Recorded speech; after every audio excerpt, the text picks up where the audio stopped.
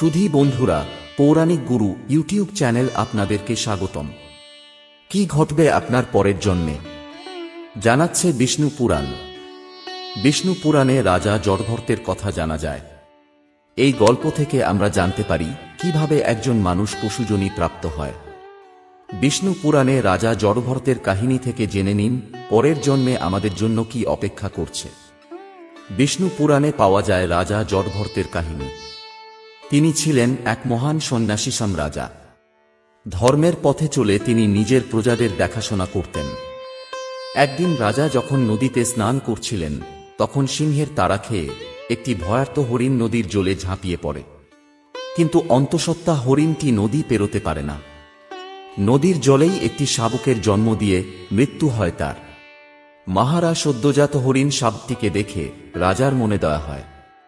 তিনি সেটিকে রাজপ্রাসাদে নিয়ে আসেন। নিজের সন্তানের মতো স্নেহে ওই হরিণ শাবকের দেখাশোনা করতেন রাজা জড়ভরত।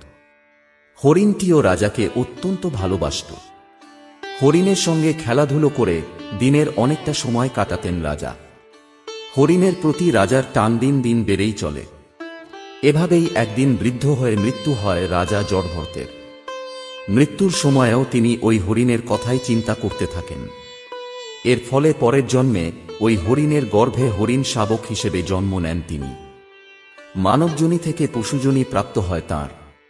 এই গল্পের মাধ্যমে বিষ্ণু পুরাণে বোঝানো হয়েছে যে মৃত্যুর সময় মানুষের মনে যে চিন্তার উদয় হয় তার প্রভাব পরের জন্মেও থাকে।